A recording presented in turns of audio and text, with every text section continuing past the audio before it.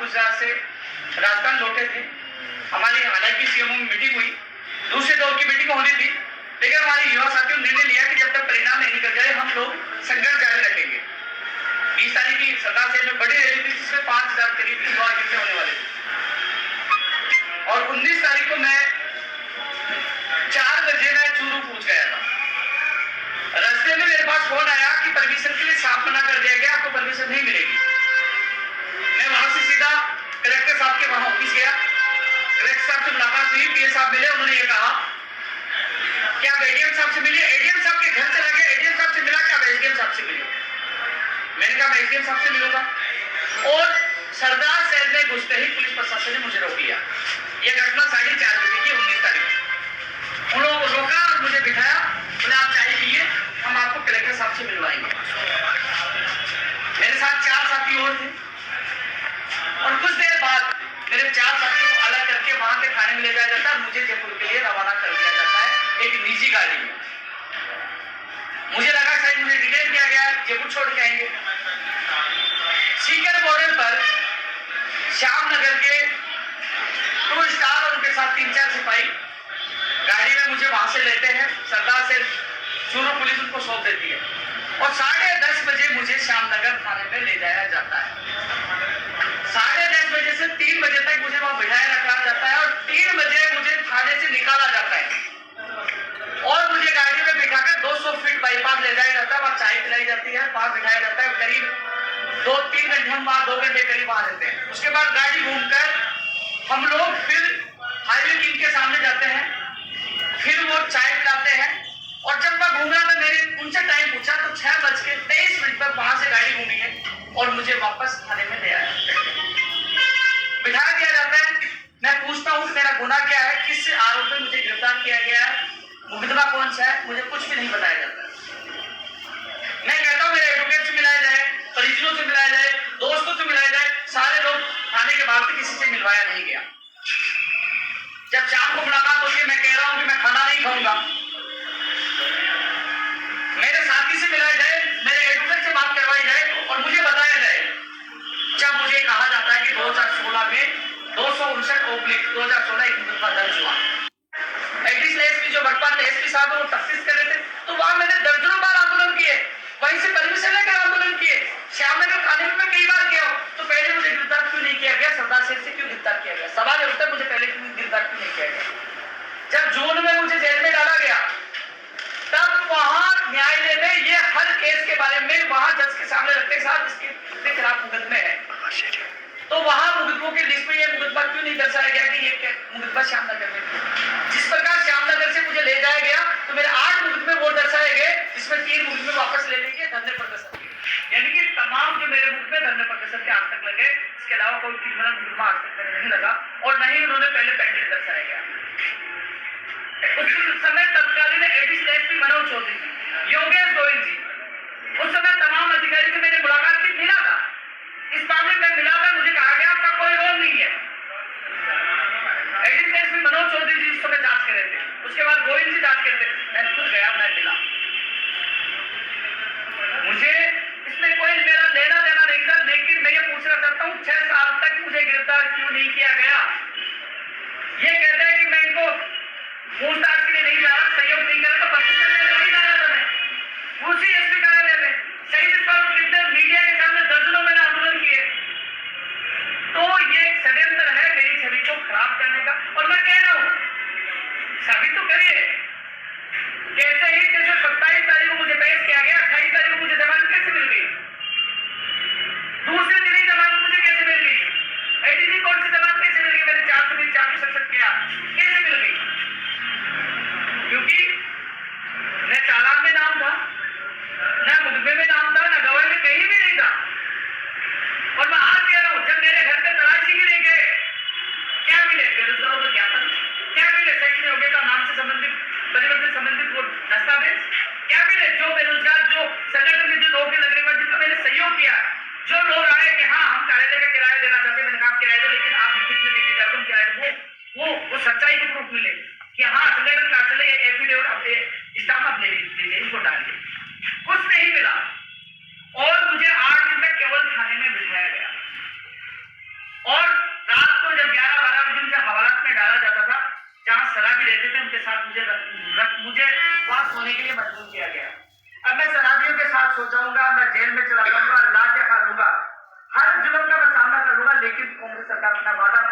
लिए, बेरोजगारों के लिए मैं मरने और मिटने के लिए तैयार हूं, लेकिन अपना वादा पूरा करें। लखनऊ समझौता अधूरा, अब गुजरात समझौता भी पूरा करें। मुख्यमंत्री जी के विश्वास पे है, मैं मुख्यमंत्री जी का पहले सम्मान करता था, आज भी सम्मान करता हूं, लेकिन इस बात का दुख हुआ कि कांग्रेस सरकार ने ऐसी छोटी हरकत की। बीजेपी में हमने बहुत आंदोलन किए, बहुत काटे गए, बहुत मुख्यमंत्री उन्होंने भी छोटी हरकत नहीं की, क्योंकि उस समय का यह बात था। लेकिन ऐसी छोटी हरकत, मुझे माफिया, जो पुलिस का प्रेस नोट आया, पुलिस के प्रेस नोट में माफिया बताया गया कि माफिया है। मैंने तो उनको पूछा संबंधित अधिकारी को, भैया ये तो बता दीजिए कितने पैसे कमाई है, मुझे भी बता दीजिए। बड़े श्रम की बात है, 10 साल के संघर्ष को दबाने के लिए माफिया प्रेस नोट जारी किया गया, जिसमें एफआईआर में नाम नहीं है, न चालान है, उसके बावजूद भी माफिया करा दिया गया। लेकिन इस मामले को लेकर मैं न्यायालय में जा रहा हूं। जब मुझे अवैध 22 घंटे तक, 22 घंटे बाद मुकदमे में दिखाया गया, 22 घंटे अवैध मुझे हिरासत में रखा गया, उसके खिलाफ झूठे मुकदमे में मुझे फंसाएगा, उसके खिलाफ, और मेरी छवि को धूमिल करने की कोशिश की, मानहानि के साथ, दावा के साथ मैं हाईकोर्ट में भी जाऊंगा। और 9 फरवरी को पहले हमने 9 फरवरी को युवा जागृति यात्रा निकालने का ऐलान किया था, लेकिन अब न्याय एवं युवा जागृति यात्रा की मुझे भी न्याय चाहिए।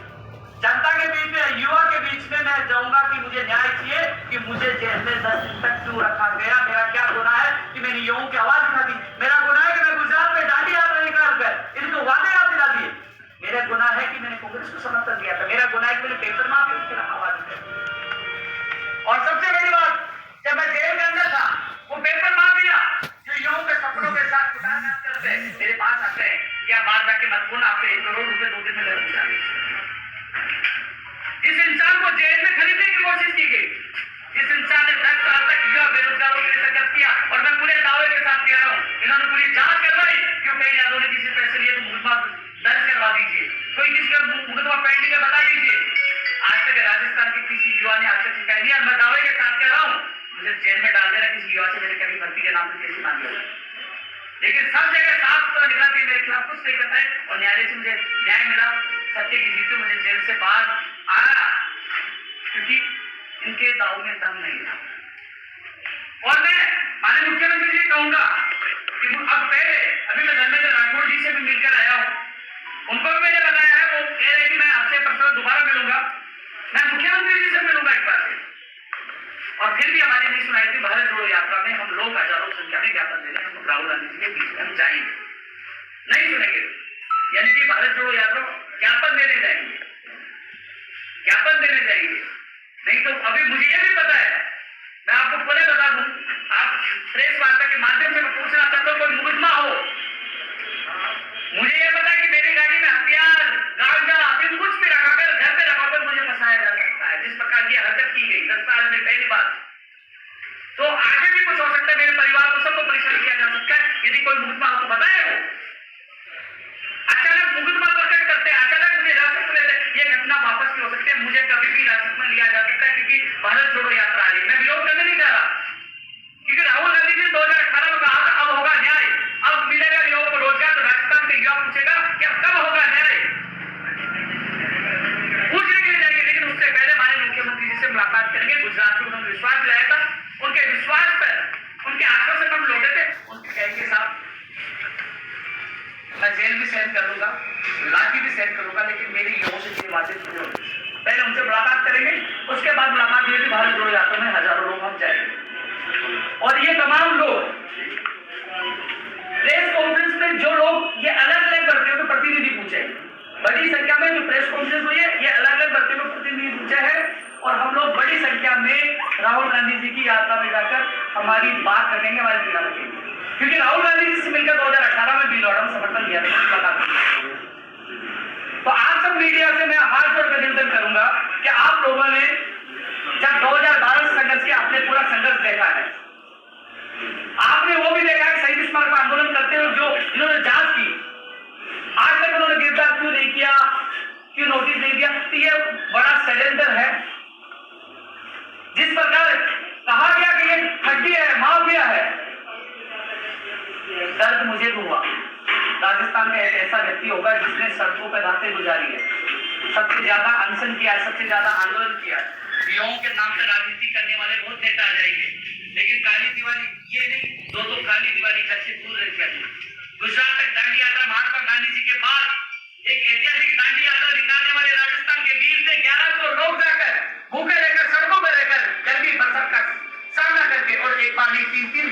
जेल में जाकर इस लड़ाई को लड़े और मुख्यमंत्री से बात करें और सरकार को कई मांगों को मानने के लिए सहमति देनी।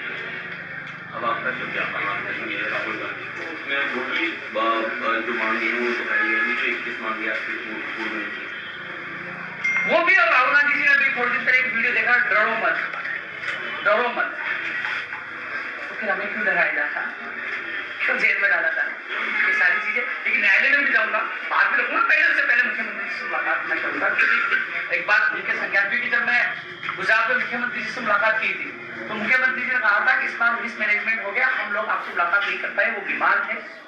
और उन्होंने जिस प्रकार 45 मिनट तक बात की, उन्होंने ये भी कहा कि आप कभी कुछ करो उससे पहले एक बार हमें जरूर बताना, क्योंकि आपकी समस्या का हल वार्ता से हो होगा।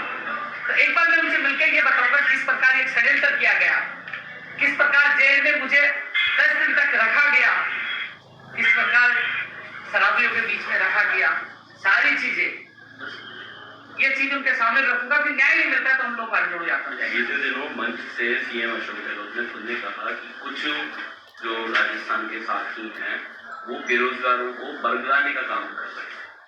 अच्छा, मुझे बता दीजिए, पहले बजट में 2100 पदों पर पंचायत भर्ती निकालने की घोषणा की, पहले बजट में 1500 पदों पर कनिष्ठ अनुदेशक भर्ती निकालने की घोषणा की, पहले बजट में दंत चिकित्सक भर्ती निकालने की घोषणा की। जो उनके वादे पूरे नहीं, वो वादे याद दिलाए, वो बरगला ना हुआ। जो लखनऊ समझौता हुआ, मंत्रियों का लिखित समझौता हुआ, वो वादे याद दिलाना, बरगला ना हुआ।